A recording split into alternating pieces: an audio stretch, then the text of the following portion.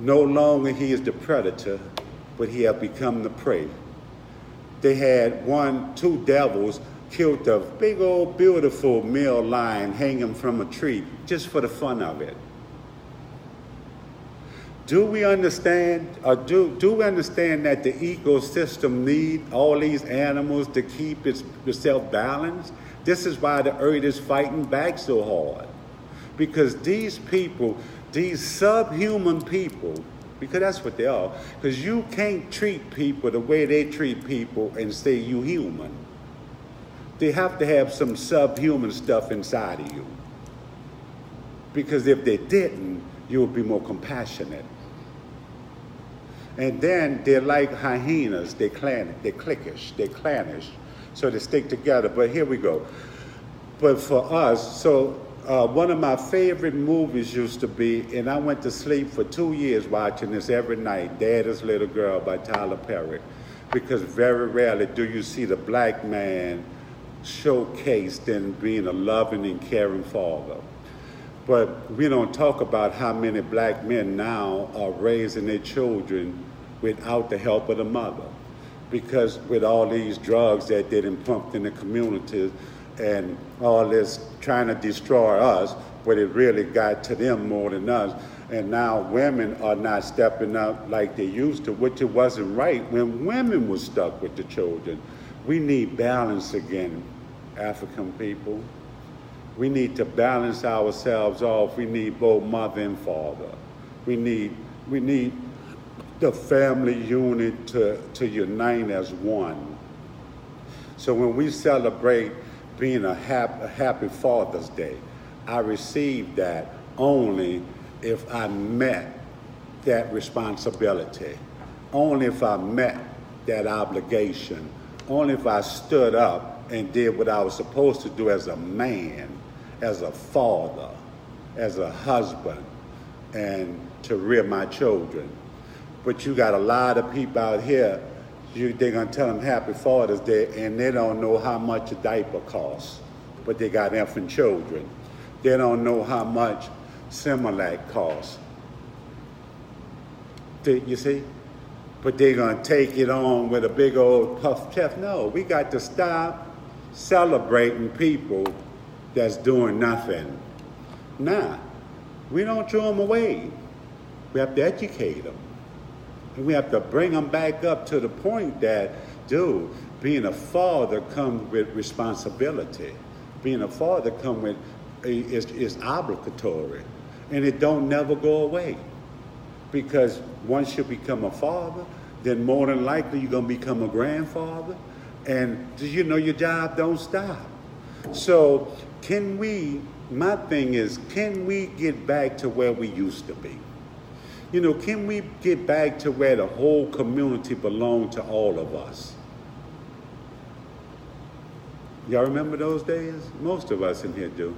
When it was the community, like they say, take a village to raise a child. Where the village at? But Curtis Mayfield say, that's the sleeping giant, the village.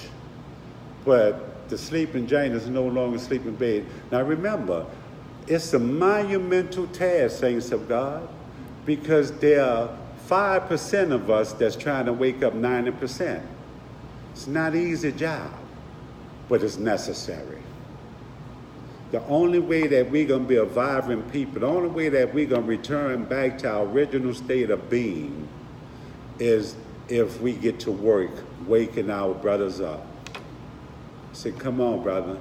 And that's what I be doing. And don't let me see a brother holding his kid. Oh, I got to go tell him. I have to go shake his hand, and I have to encourage him, and I have to tell him how proud I am to see him.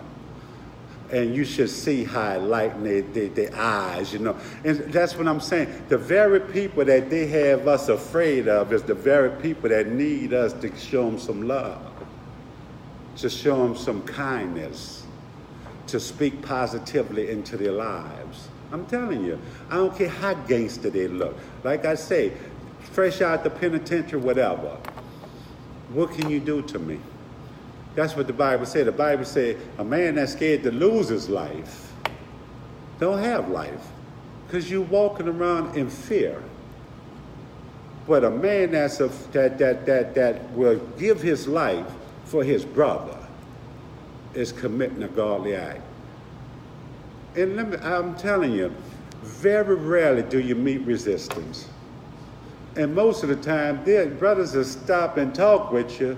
They might talk their stuff when they're walking off, but they're interested, because we have to reinvest in ourselves. It's unfortunate that everybody know who we are but us. I think I talked about this last Sunday when on the lake from Elysian Field to West End, supposed to be the white side. From Elysian Field to the bridge was our side. Now the Spanish people taking it over. But that's the best side because that's the only side you can swim on. See, we had what was good, but we wanted more. But what we created was a materialistic society. We created dependents, not creators, not developers, not people that understand that they have or overstand they have the entrepreneurial spirit inside of them. That almost everything we utilize today was made by people that look like us with way less listen to this, with way less money available to them, with way less excess available to them, with way less everything available to them, but the will to succeed. That's what they had. They had a will to succeed, and they succeeded. And in that success, we see today air conditioning, we see refrigerators, we see red lights, we see cell phones. Look, NASA kept a secret for over 20 years that it was 3 black women that was really responsible for them being able to get up to the moon. See, they kept that a secret. So they don't want us to know who we are. But the information is out here. We have to look ourselves to find who we are, what we come from, and what our responsibilities are. We cannot expect our information to come from the enemy and for it to be beneficial to us. What they do, they show you a small group of black people not doing good, but all these young black people, look, all these young people that graduated from colleges as doctors, as pharmacists, and all that stuff, how much TV time you saw? How many times you saw Xavier, Dillard, and all their graduations on the news? Serious. How many times you saw them? I ain't see them no time.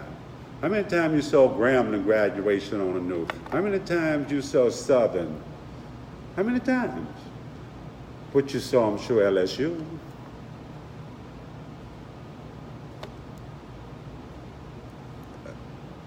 I mean, do I just look at the wrong channel? I mean, maybe I'm not looking at the same channel y'all looking at, but that's all I saw. And I said, now all these young people, and then another myth? Another myth is that they have more black men in prison than in college. That's a myth. That's not the truth. But again, who we getting this information from? So we have to start encouraging our young men in particular, but our young sisters too. Because it's a young sister have a vested interest in a man knowing who he is. Because that's who's going to be her nurturer. That's going to be her protector. That's going to be the one that provides for her and her children when she can't, when she's pregnant and shouldn't be working. When she stay home to nurture the children until they get to a reasonable age. Now, these children going to nursery at 1 month old, 2 months old, because the young lady got to get back to work because this stuff all messed up. Rat race. You're right, Doc, and that's what I tell them about the rat race. Get out of it. Get out of the rat race. Let's go back to when things were simplistic. We thought, and I remember being a part of that conversation, like, I'm going to make life better for my children. Then now I question how stupid that was. because it was stupid. Because everything we had, our parents didn't have a lot of money. We didn't have excess. I told them we had one pair of tennis shoes. We didn't have 10. We got a pair of skates for Christmas. We skated, and in the summer we made a skateboard. That shiny ball, we made our own slingshots. You know, we had to make our own stuff. We had to be creative. But now, everything is just there for you. Every time a phone gets smarter, it's intended for you to get dumber. You see, we don't realize how they're taking over our mind. We slowly allow them to consume us. And if we don't wake up, as Curtis Mayfield say, if we don't wake up and get it, then guess what? We are losing. And Marcus Garvey collected enough money in 1918. Now, you know black people didn't have good jobs or a lot of money in 1918. But Marcus Garvey collected enough money to buy 3 ships with. Because black people had a purpose. Barack Obama collected enough money. He started out his campaign with $2,000. They didn't even take him serious. By the time they started taking him serious, he had an Excel pass. And why? Because he knew how to energize the base. Because he took time to live amongst the base. See, he graduated. He was wanted on Wall Street, but he had other plans. So he went back to the community, invested in the community, and now his name will be in history forever, because he understood what was needed. So what he did, his base was $5, $10. He changed the way that these people are going to campaign for the next 100 years.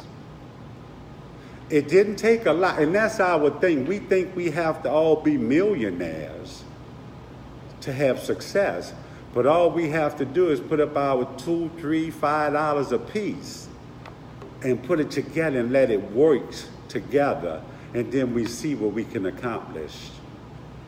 And what they call Black Wall Street in Tulsa, the money circulated 103 times before it left the community, in the community. So it was from one black hand to another. Now, the dollar in the black community don't stay in the black community 7 hours.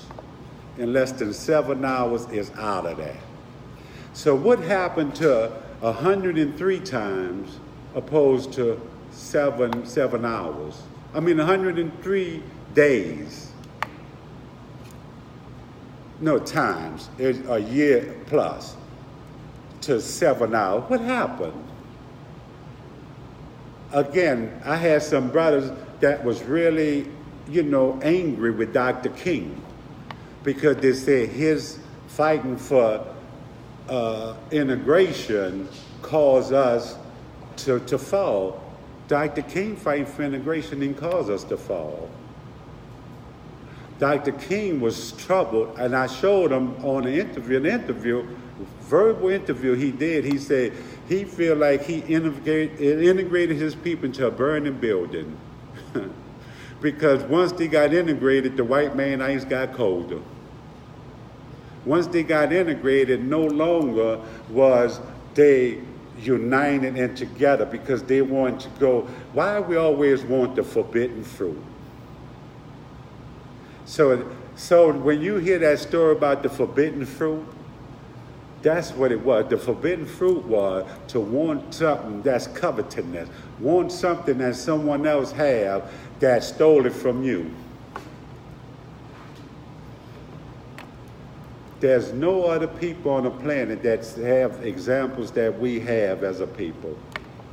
But most of us don't even know that. When you start asking people those simple questions, they can't answer it. Do we really know the stock that we come from, y'all? Do we really know who we are? Do we know that we don't need them to help us get out of our current situation? If we work together, put our little pennies together, that we can succeed. Not only can we succeed, we'll excel. Why? Because everything that we know is from us. So we can do this thing. they even try to put education in a way that we can't